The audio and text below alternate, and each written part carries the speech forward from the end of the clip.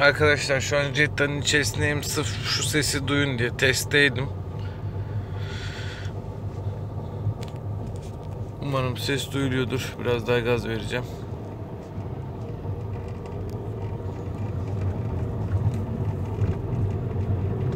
Bakın ses artıyor. Frene bastım, kesti. Bakalım balata mı? Şimdi buraya gelene kadar bu ses yoktu. Balata mı veya diskin arasına taş mı girdi? Nedir? Döneceğim ama buradan. Önceden ön çekim alayım dedim ki onu söktüm, bakalım ne çıkacak. İyi kazıyor ha.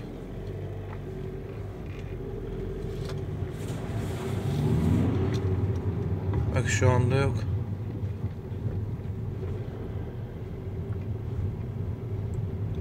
Aynı hızda gidiyorum, yok. Ya diskin arasına taş girdi ya da balatalar bitti, bakalım. Loflu Murat abimizin arabası. Yine kemirmiş arabayı herhalde.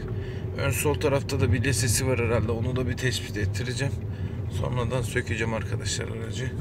Bakalım neler çıkacak bu araçta bize. Oo. Balata bitmiş. Diski sürtüyor. Yüksek ihtimalle öyle. Bakalım, kaldıralım da aracı. Arkadaşlar Jetta'nın arka balatalarını söktük. Ses arkadan geliyor diye tespit etmiştik zaten. Fakat burada şöyle bir şey var. Diske Allah'a şükür herhangi bir böyle bir zarar gibi bir problem vermemiş. Çok küçük bir dokunmuş. Bu sesi anlamak için yapmanız gereken, bakın bu balata böyle duruyor ya. Sadece şu kısmı sürtmüş arkadaşlar balatanın. Şöyle göstereyim. Burada da ne problem? Normalde bu balatalar şu yüzeye arkadaşlar oturduğunda şu arada bir set yapıyor. Hemen hemen disklerin birçoğunda arkadaşlar belli bir süre sonra kullandıktan sonra disklerin birçoğunda set yapıyor. Bizim balatamızla arkadaşlar bu seti tonalamış. Yani bir nevi aslında bizim yapacağımız şey, diski söktüğümüzde alacağımız tornayla alacağımız seti balatalar almış. Bu şekilde gördüğünüz üzere yüzeyde herhangi bir problem yok. Peki bu ses nasıl çıkıyordu? Ondan bahsedeyim sizlere. Normal düz yolda kullanırken ve fren kullandığında arkadaşlar bu ses yok. Yani bunu duymuyorsunuz. Ne zaman ki araçla yolda giderken sağa ya da sola dönmek istediğinizde, yani aracı kasıntıya uğrattığınızda arkadaşlar bu ses başlıyor ve kasıntıdan sonra yüksek ihtimalle bu balatalar çap kalıyor ve bu çap kaldıktan sonra arkadaşlar bu ses devam ediyor, hır hır hır hır, ta ki frene basıp balatayı düzeltene kadar. Bakın böyle çap kalıyor, şöyle kaldığını varsayalım, şurada da yayları var, frene bastığımız mı düz oluyor, düzlendiği zaman düz yolda herhangi bir ses soluk getirmiyor sizlere.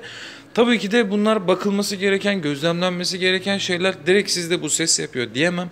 Ama sizde aracınızda böyle bir sorun varsa testini yapabilirsiniz. Yani sağa sola tam yatırıp arabayı, işte sola döndüm, tam sağa döndüm.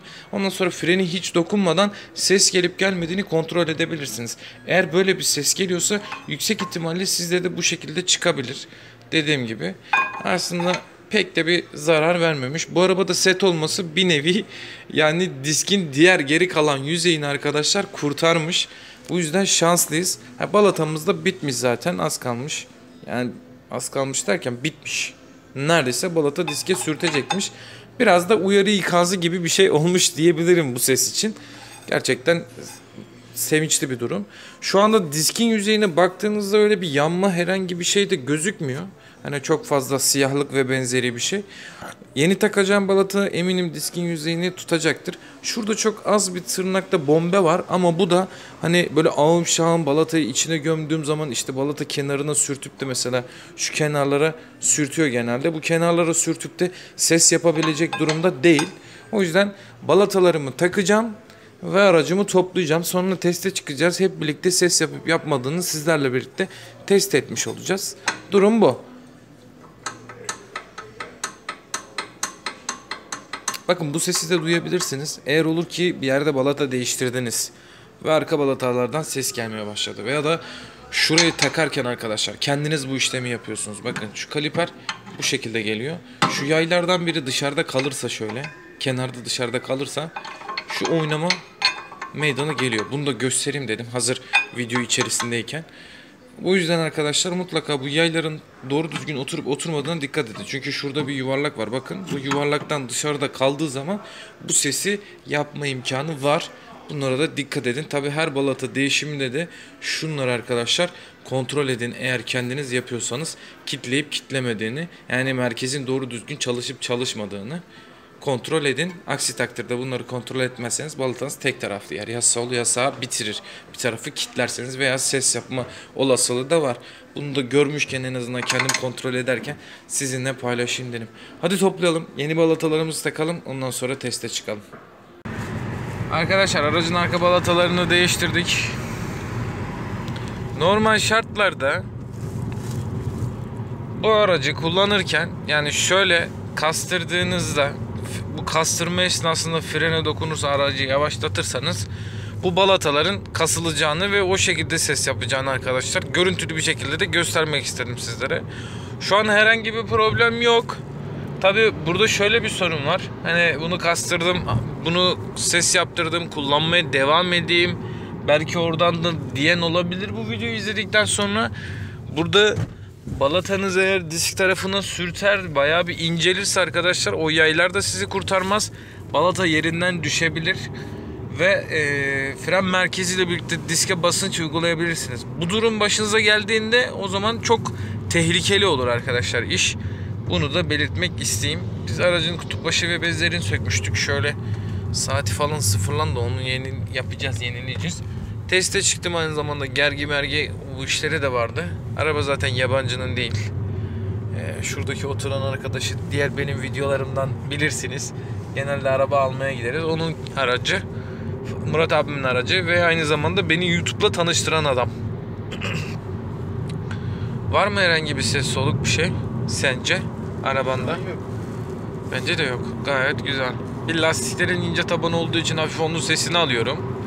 Onun haricinde hiçbir şey yok. Lastikler kötü ya. Değişmesi lazım. Değişeceğim mi diyorsun? Bakın. Bu harekette yok. Şu anda arkam boş. Frene yumuldum. Herhangi bir ses falan bir şey gelmedi. Gayet iyi. Bunu bu şekilde de test edebilirsiniz arkadaşlar. Böyle düz durduğunda ses geliyor muydu Murat abi? Gelmiyordu değil mi? Yok, frene basınca geliyor. Frene basınca ama bence dönerken geliyordu. Düzde frene ben bastım gelmedi. Mesela şöyle manevra yaparsam, şöyle manevra yaparsam ısınınca mı geliyordu daha çok? Neyse hadi yine yırttın ha. Disklerin iyi çıktı ha. Yaza değiştiririm mi diyorsun? Yaza değişecek diskler.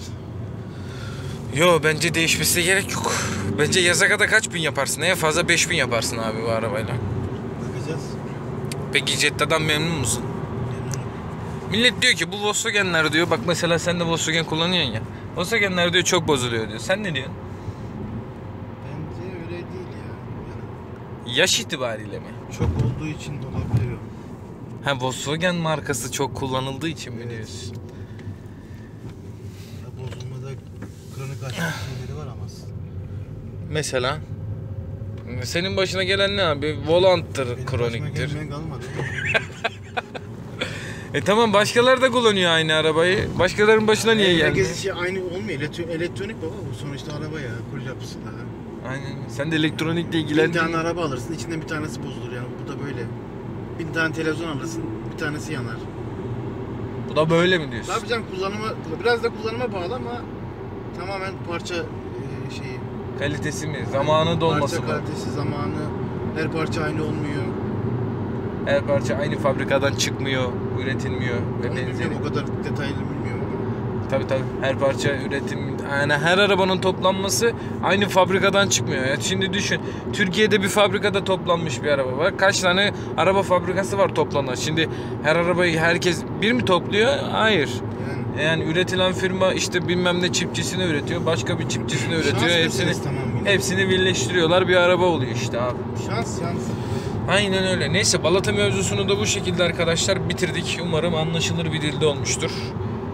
Tehlikeli bir arıza. Kesinlikle ses geldiği zaman mutlaka bir ustanıza danışın derim. Allah'a emanet olun. Hoşçakalın. Kendinize iyi bakın. Murat abi bana bu videoda eşlik ettiğin için teşekkür ediyorum abi. Ne demek, rica ederim. Görüşmek üzere. Görüşmek üzere. Allah'a emanet olun. Hoşçakalın.